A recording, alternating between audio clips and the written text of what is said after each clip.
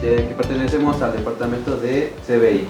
En esta ocasión tenemos al doctor Víctor Guzmán, que nos va a presentar tu futuro después de la ingeniería, la ciencia como camino al éxito. ¿Sale?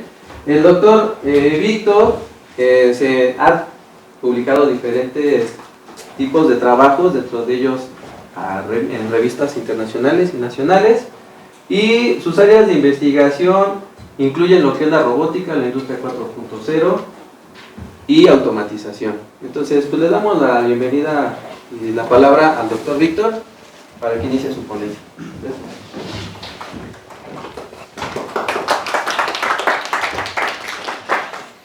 ¿Qué tal? Buenas tardes. Empezando con estos seminarios, espero que les sea de gran utilidad toda la información que vamos a estarles compartiendo. Digo, en este proceso que ustedes están pasando de ser alumnos a posteriormente ingenieros, investigadores, espero que se unan a esa parte. Esta presentación es un poco informativa acerca de eso, ¿no? ¿Qué sigue después? Entonces voy a presentarme brevemente. Mi nombre es Víctor García Gutiérrez. Yo soy egresado de esta hermosa institución, de la UAM. Yo estudié en la UAM de Azcapotzalco. En ese plantel, ya hace algunos ayeres, estudié ingeniería mecánica. Posteriormente estuve estudiando la maestría y el doctorado en el Instituto Politécnico Nacional.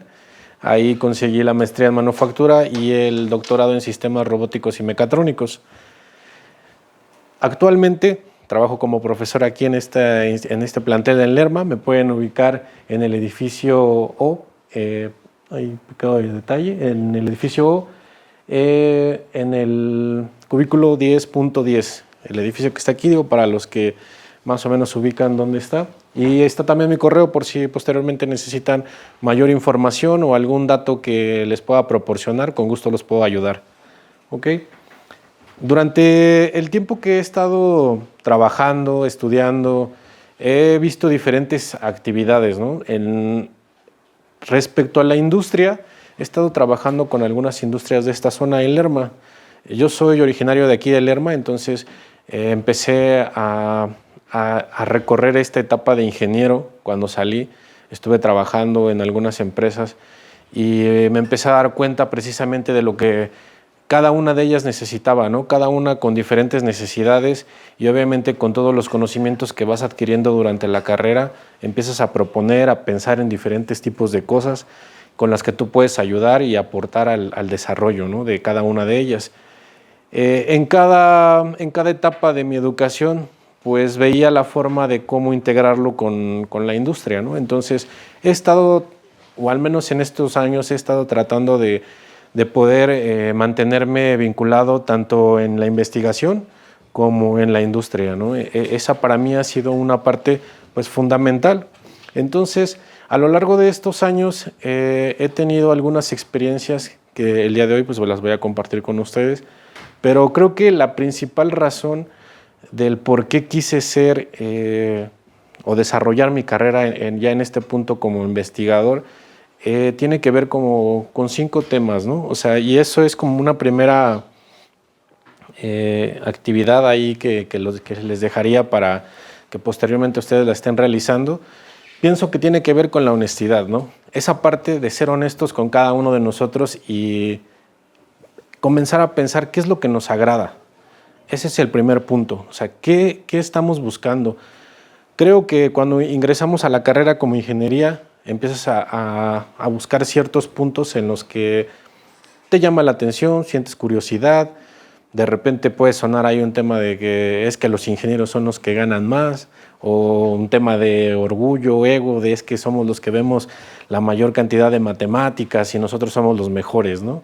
Entonces, para mí esas palabras o las que describirían lo que yo buscaba en ese entonces era una satisfacción propia, ¿no? El hecho de que cuando busqué mi ingeniería era como de, yo quiero estudiar ingeniería porque es una de las carreras que abarca muchísimas cosas, conocimientos, técnica, etcétera, etcétera, ¿no?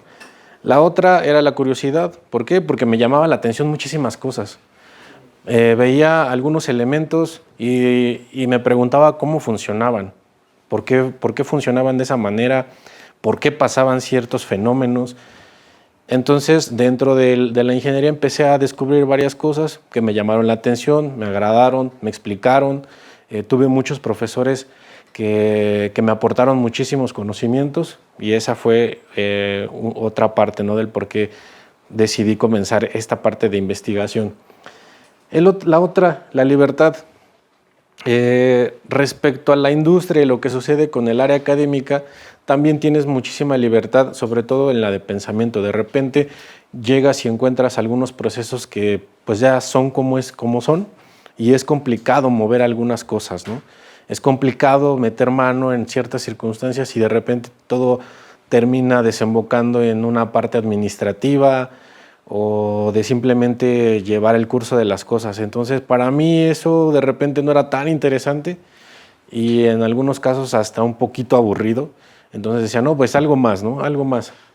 Y otro punto, ¿no?, que era la parte de la economía. De repente puede sonar como de, ¿y para qué vas a trabajar de profesor? Te vas a morir de hambre, ¿no? O es mejor trabajar en la industria porque vas a tener muchas más posibilidades de desarrollo, etcétera, etcétera, ¿no?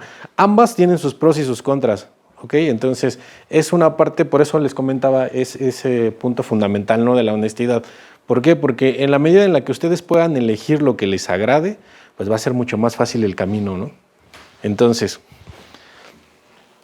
de ahí, ¿qué es lo que podemos esperar? Digo, lo que respecta a la industria, hay algunos ahí sueldos, ¿no?, que van, no sé, de los 10,000 hasta los 95,000 en diferentes posiciones. Eso hablando de un tema económico, ¿no? Entonces, ese tema, ¿de qué depende? Pues obviamente de la preparación que tengan, de dónde estén ubicados, o sea, la posición en alguna empresa y también en el nivel que tengan dentro de esa empresa, ¿no? Pero también sucede algo similar en la parte académica, que es lo que obviamente en cada una de estas dos partes pues necesitan ciertas cosas, ¿no? Cierta preparación, ciertos cursos. El hecho de desarrollarse académicamente implica también estudiar algún posgrado, una maestría, un doctorado, y también a su vez pueden conseguir pues los suficientes ingresos como para que ustedes puedan vivir de una buena manera. Y lo más importante, que se dedican a lo que a ustedes les gusta, ¿no? O sea, aquí hablando en este tema de investigación, existe algo que se llama SNI, que es el Sistema Nacional de Investigadores. Cuando ustedes forman parte de este sistema, les da acceso a otro tipo de cosas, ¿no? O sea, pero para entrar obviamente necesitan pues todo un recorrido, ¿no? Necesitan también ir escalando hacia ciertas partes. Entonces, el otro punto, ¿no?, el de la motivación. Yo creo que muchos de ustedes, como les comentaba al principio, ¿no?, eligieron la carrera de ingeniería porque quizá algún familiar les dijo, quizá algún profesor de preparatoria los motivó porque quizá era ingeniero, les platicaba, les decía algunas cosas que despertaron su curiosidad, ¿no? Y de ahí yo quisiera ser como él, o yo quisiera hacer lo que él hace, ¿ok? Existen diferentes tipos de motivaciones, ¿no? O sea, algunos encontramos a este tipo de personajes en películas, en documentales, unos más famosos que otros. Cada uno ha aportado, digo esto nada más, ahí represento a 5 personajes de la ciencia históricos, pero hay muchísimos más, ¿no? O sea, hay muchísimos más y cada uno encontrará precisamente ese punto. Pero también el otro tema es como, ¿qué te motiva a hacer lo que estás haciendo, ¿no? De repente, o hace algunos años mencionaba, es que sí quiero ser doctor, y lo veía muy lejano, ¿no?, cuando estaba sentado como ustedes. Como es que tengo que estudiar la maestría, y luego tengo que estudiar el doctorado, y luego tengo que escribir artículos, y de repente ves las cosas demasiado lejanas, demasiado tiempo, ¿no? Pero el paso a paso, cada vez el camino se va haciendo más corto. Pero entonces esa parte, ¿no?, de yo quiero hacer eso, pero ¿por qué, no? De repente encuentras cierta motivación, ya no tanto en el área académica, porque seamos sinceros, de repente hay otras cosas que también nos brincan y nos hacen muchos estragos en nuestra realidad o en la realidad que cada uno vive. Por ejemplo, yo veía, o todo el entorno con el que convivía me hacía énfasis a que quería hacer algo así, ¿no? De repente en las series que veía, en los animes que igualmente pasaban en televisión, las películas, o sea, por ejemplo, yo recuerdo que esa película de Iron Man se estrenó por ahí del 2008 cuando yo apenas iba a ingresar a la carrera de ingeniería mecánica. Y decía, no, pues Tony Stark es como es ingeniero mecánico, yo también quiero hacer robots, ¿no? Y de repente hay muchas cosas que te empiezan a involucrar y se empieza a formar un panorama del por qué quieres elegir eso, ¿no? Entonces, esa parte de motivación también es importante porque es parte del desarrollo que ustedes van a tener, ¿ok? Si bien el desarrollo que tengan también va a incluir mucho el esfuerzo que ustedes hagan, pues encontrarán ciertas partecitas que en determinados momentos les ayuden a dar un extra, ¿no? Ok, entonces, ¿qué necesitan para ser investigadores? Pues una lista interminable de cosas, paciencia, porque de repente las cosas no salen como quisieran. Y otra cosa fundamental que deben de comprender, en general no solamente para el área de investigación o de ingeniería, en general todo lo que realicen en su vida, pues rara vez va a ser de forma lineal. La naturaleza no se comporta de forma lineal. Entonces todo es un vaivén, ¿no? Un sube y baja de emociones, de dificultades, porque de repente ya lo están experimentando ahorita en la carrera, ¿no? O sea, es como de repente pueden sacar una MB y de repente ya sacaron una S y de repente se deprimen y de repente le echan más ganas y de repente suben y bajan esos sentimientos, ¿no? Entonces es importante esa parte también de aprender a manejar nuestras emociones, ¿no? El hecho de estar conscientes y desarrollar una disciplina, y eso también les va a ayudar bastante a sobreponerse sobre todo lo que vaya ocurriendo en su camino. ¿Okay? Eso es importante porque de repente, al igual que ustedes, llegaba alguien y presentaba su currículum, ¿no? Doctor en ingeniería tal, y que ya tiene 10,000 congresos y 10,000 ponencias y que es una eminencia en el mundo de la ingeniería.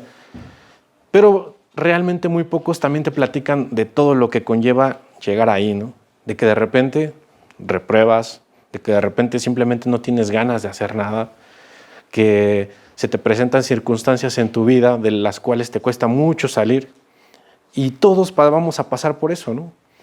El equivocarse es parte también de la naturaleza humana. Nosotros vamos a poder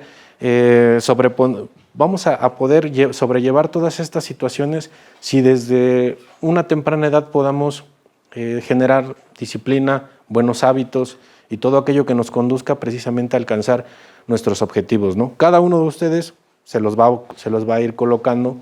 Colóquense metas a corto plazo, a mediano plazo, a largo plazo. Y van a ver cómo separando cada una de esas cosas van dando paso a pasito y van logrando llegar al punto en el que ustedes quieran estar, ¿no? Pero bueno, ahora, ¿qué significa la investigación? Okay, ¿qué significa ser un científico en México, ¿no? Porque la investigación, pues obviamente abarca muchísimos rubros a nivel internacional, a nivel nacional. Cada una de esas cosas se viven de manera distinta dependiendo del lugar en el que nos encontremos, ¿no? Sinceramente no es lo mismo hacer ciencia en México que hacer ciencia en Estados Unidos o hacer ciencia en Corea del Sur, en Dinamarca o en Suecia. Cada uno de ellos tiene diferentes tipos de aportaciones, ¿ok? Pero básicamente el entorno que nosotros tenemos es que en México solamente se destina el 0.5% del Producto Interno Bruto, en comparación con Corea del Sur, que es casi del 5%. Entonces, si se dan cuenta, los números, bueno, dicen algo ahí como para pensarle, pero sin embargo ya habíamos visto en las anteriores diapositivas que existe un camino que podemos recorrer y como todo, ¿no? Todo lo bueno que existe cuesta trabajo y hay que formarse cierta disciplina para poder alcanzar ciertos objetivos. Respecto a la producción científica, esa parte como investigadores, un investigador obviamente publica y tiene que publicar también bastante. ¿Por qué? porque es la parte en la que nosotros compartimos el conocimiento que adquirimos o que descubrimos con toda la comunidad. Hay algunas revistas que podemos encontrar ya sea de manera especializada o de manera generalizada con diferentes secciones haciendo un énfasis en varios temas como robótica, como en control, en seguridad humana, en manufactura, y dentro de ella existen diferentes tipos de niveles, ¿no? Diferentes tipos de clasificaciones. Regularmente las que son de mayor impacto o en las que se concentra la mayor cantidad de información pues, relevante es en los cuartiles 1 y cuartiles 2. ¿Okay? Eso pues, tiene que ver con la clase de revista, la clase de contenido, el alcance que tiene a nivel nacional e internacional. Por ejemplo, el IEEE. El IEEE es una revista internacional, inclusive encargada de generar varias patentes y características o especificaciones técnicas para algunos elementos electrónicos, ¿no? Entonces, lo que debería de ocurrir en México, bueno, pues es que se destine un mayor porcentaje del Producto Interno Bruto, pero por lo mientras, bueno, esa es nuestra realidad y hay que ir trabajando en eso, ¿no? Pero también es parte de nuestra tarea. ¿Por qué? Porque si nosotros desarrollamos el interés o estamos haciendo o revelando ciertos resultados, pues lo interesante sería que también consigamos algo y todo esto se empiece a expandir, ¿no? Generar una pequeña o una gran bola de nieve que cada uno vaya aportando su granito ahí. Entonces, ¿qué es lo que necesitan para ser investigadores? Uno, como ya les comenté, ¿no? Las revistas son internacionales, entonces es parte fundamental que aprendan otro idioma, en este caso, pues que aprendan inglés. ¿Por qué? Porque actualmente es una de las formas de comunicación o el lenguaje de comunicación pues que más se usa, ¿no? Entonces, la otra, trabajar en proyectos multidisciplinarios en la industria. Particularmente, soy de las personas que cree que es mucho más sencillo encontrar el objeto de investigación partiendo de una necesidad que ya exista. Esa para mí es la forma más sencilla de comenzar a hacer un proyecto de investigación. Quizá no es la más fácil por todo lo que implica generar convenios, generar un acercamiento con la industria, pero lo que respecta al proyecto en sí puede suceder un poquito más sencillo. ¿Okay? No es que sea la única forma, no es que sea la realidad de trabajo, pero pues es una forma que se puede empezar a aperturar a partir de algunos proyectos, ¿no? que se tengan. La otra, aplíquense con sus UEAs, ¿no? Que sea un promedio mínimo de B. ¿Por qué? Porque el promedio mínimo de 8 es el promedio que la mayoría de los posgrados pide, un 8. ¿Por qué? Porque ese promedio también a ustedes les va a permitir acceder a algún tipo de beca. ¿Okay? Hay algunas organizaciones gubernamentales, por ejemplo, aquí en el Estado de México está el COMECYT. El COMECYT otorga algunas becas a diferentes niveles, para diferentes cosas. Hay algunas becas que son para desarrollos de innovación, hay becas que son para maestría, becas también para doctorado, dependiendo de la vinculación que tengan con alguna institución. La ventaja es que nuestra institución, la UAM, tiene también varios convenios con organizaciones, ¿no? El CONACYT, o que ahora ya va a pasar a ser la Secretaría de Ciencia, Humanidades, Tecnología e Innovación. ¿Okay? También dentro de ese programa existen pues algunos estímulos, becas que les van a otorgar en el momento en el que ustedes puedan ingresar a algún posgrado, ¿no? Llámese maestría o doctorado. Y para continuar con su trabajo o su desarrollo como investigadores, pues es para que puedan trabajar en alguna universidad, ¿no? Obviamente que tengan un perfil de investigación. La UAM, el POLI, la UNAM, son como que los mayores representantes, ¿no? O quizá los que juntan la mayoría de investigadores en México. Allá después existen algunas otras, pero bueno. Y lo que les comentaba, ¿no? Al igual que en la industria les piden ciertos resultados, cuando son de este lado investigadores, pues les van a pedir artículos, que exista su divulgación a través de artículos científicos o artículos que se conocen también así como de divulgación. Algunos es para un sector especializado, otros para la comunidad, y también la formación de recursos humanos, que eso tiene que ver, por ejemplo, algunos de ustedes si ya están desarrollando a su PT o ya proyectos en las últimas etapas de su carrera, todo eso pues va formándolos como investigadores, ¿no? Entonces, es un proceso que pueden comenzar desde ahorita, ¿no? O sea, no es necesario que se tengan que esperar hasta el doctorado para comenzar a aprender ciertas cosas. Desde este momento ustedes pueden desarrollar pues diferentes habilidades, ¿ok? Y vivimos en una época en la cual, o tal cual, tenemos el conocimiento en la palma de la mano, ¿no? Ustedes con un celular pueden buscar en información y tenerla al momento, ¿no? O sea, con una conectividad a internet y con un tema por buscar les aparecen infinidad de artículos, páginas, y obviamente la intención es que en su etapa de educación se acerquen a sus profesores, se acerquen a la gente que los pueda asesorar. ¿Para qué? Porque obviamente Internet está inundado de muchísima información, ¿no? Entonces, ahí quizá el tema es cómo saber qué es lo verdadero, qué es lo que aporta, porque dentro de todo lo que observamos existen muchísimas cosas que de repente únicamente las utilizamos como para entretenimiento, ¿no? Por ejemplo, TikTok o Facebook o YouTube. Quizá mucho del contenido que existe pueda ser no muy relevante para lo académico. Sin embargo, existe dentro de estas plataformas mucho conocimiento de gente que quiere aportar, ¿no? Y lo hace a través de estos medios porque son masivos. Es mucho más sencillo llegar a una cantidad de gente a través de estas aplicaciones, ¿no? Otra parte, por ejemplo, los videojuegos. A mí me agrada mucho ese juego que se llama Brainout porque desarrolla el pensamiento lateral. El pensamiento lateral es básicamente cuántas opciones tú puedes encontrar para una solución. ¿Qué tantas probabilidades existe de que tú puedas generar una gran cantidad de soluciones a un solo problema, ¿no? Y de ahí determinar cuál es viable, cuál es más sencilla, cuál es más barata.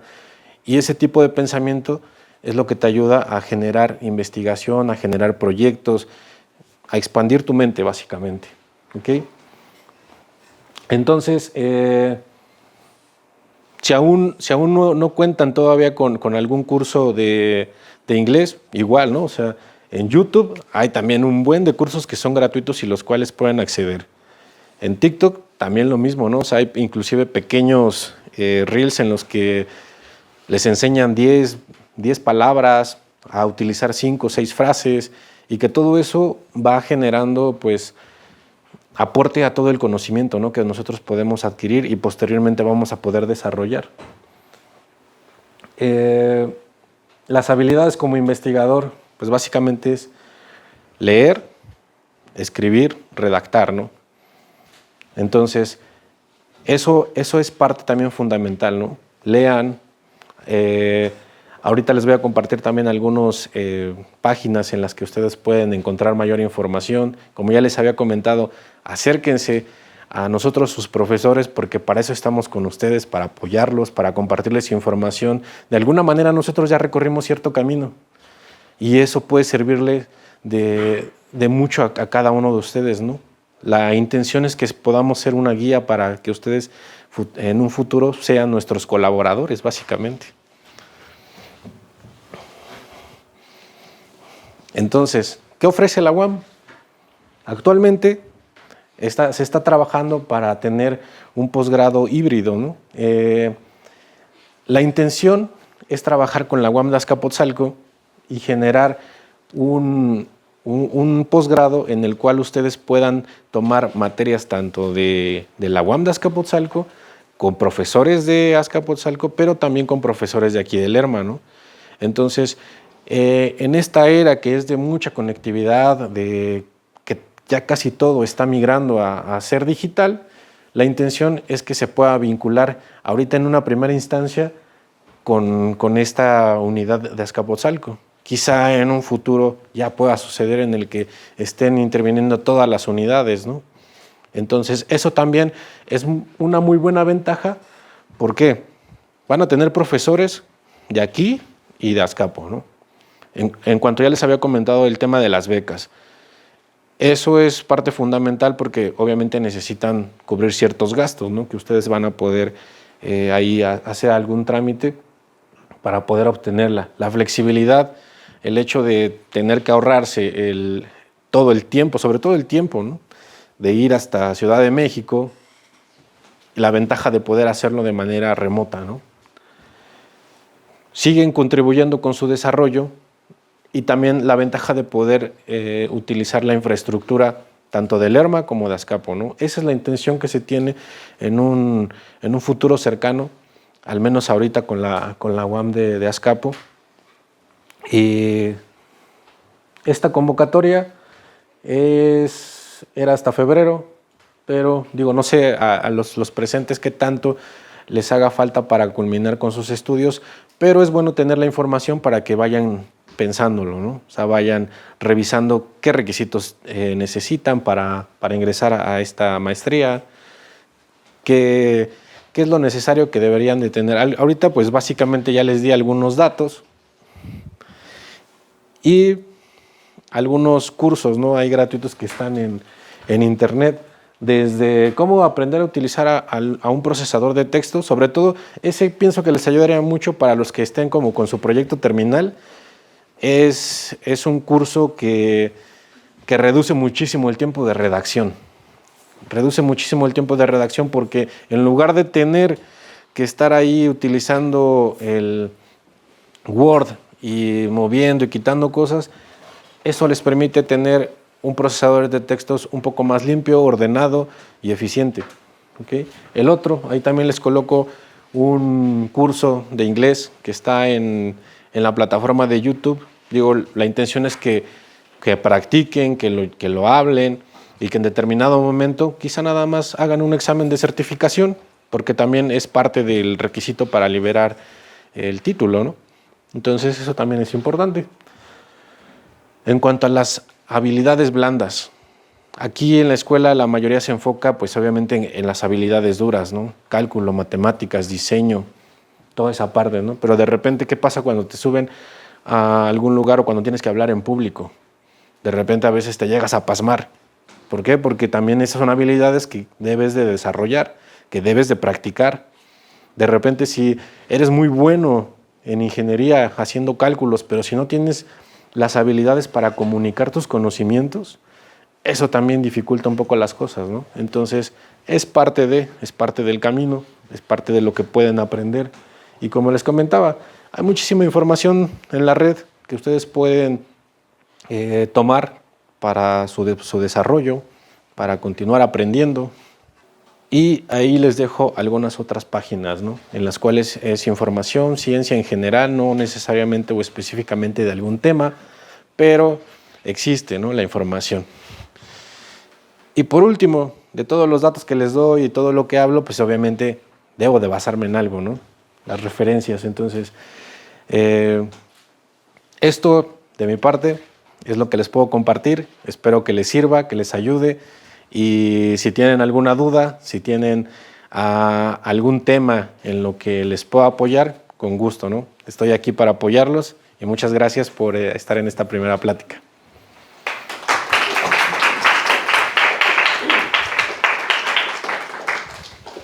¿Alguien tiene alguna pregunta para el ponente? ¿O duda? Allá atrás, perdón, no la vi. Está... Con respecto al inglés, pues sí nos hacen mucho énfasis en aprender el idioma y en dominarlo, pero por ejemplo ya al salir a buscar un empleo más o menos, hay bueno también tenemos información por parte de un curso que estamos tomando en los chats, donde mencionan que incluso personas con grado de técnico, pero que dominan el inglés, tienen mejores ingresos que empleados o trabajadores que tienen nivel licenciatura o incluso posgrados pero que no dominan el inglés. Entonces, como a partir de qué nivel de inglés es donde ya se ve, por ejemplo, la diferencia de sueldos, o bueno, con base a su experiencia. Existen básicamente 6 niveles, ¿no? Es como A1, A2, B1, B2, C1 y C2. Platicando, es que, por ejemplo, para hacer un posgrado te piden B2. Platicando con una amiga que se dedica específicamente a traducción, que ella estudió lenguas, ella me comentaba, es que el nivel B2 es un buen nivel porque ya el nivel C1 y C2 ya estás hablando de algo demasiado diplomático. Y lo que respecta a la parte técnica, la parte de comunicación, el B2 sería un buen nivel, porque a ese nivel te puedes comunicar, como lo que estamos haciendo en este momento. Entonces, deberían de buscar esa certificación. Existen muchísimos exámenes que les pueden otorgar esa certificación. Uno de los más sencillos pues es el TOEFL. Existe uno que es TOEFL IBT. Ese fue el que yo hice porque a mí me tocó la etapa de pandemia, cuando egresé del doctorado. Ese fue el más sencillo porque era remoto, no en tanto en su dificultad, sino en las condiciones, porque era remoto y eso pues ya es muchísima ventaja, ¿no? Porque tomas tu computadora, te da, programas la fecha, llega el día del examen y desde tu casa lo puedes realizar. Nada más buscas una zona que esté en silencio y haces el examen. Entonces, con el nivel B2 sería algo muy bueno para conseguir un mejor empleo. De nada. ¿Alguien más? Última pregunta. Sí, dime. Con base en tu experiencia, ¿cómo crees que es la mejor manera de realizar un CV? Como que tenga mucha información de lo que hemos logrado, o solo cosas muy en concreto que llamen la atención. ¿Un CV? Hay un formato que se llama Harvard. En ese formato especifica precisamente, no es tanto la información, o sea, tú puedes colocar, obviamente debe ser corto, compacto, quizá no más de 3 o 4 hojas, ¿no?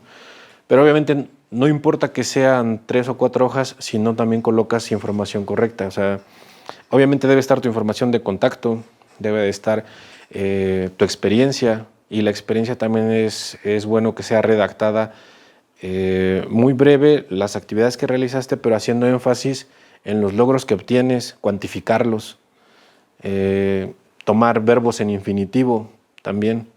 De hecho, es a lo que me refería al utilizar plataformas como TikTok. Si tú buscas ahí en TikTok CV estilo Harvard, te va a dar básicamente una serie de videos donde te van a decir lo que ahorita te estoy mencionando.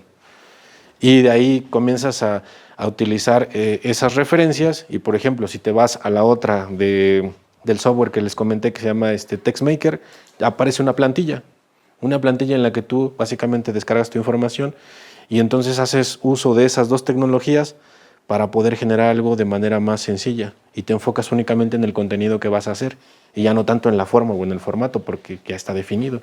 Y eso, a su vez, ayuda mucho porque en empresas pues ya grandes o donde regularmente llega una gran cantidad de posibles candidatos, los primeros filtros regularmente los suele hacer pues una máquina. Entonces, ese formato es específicamente información.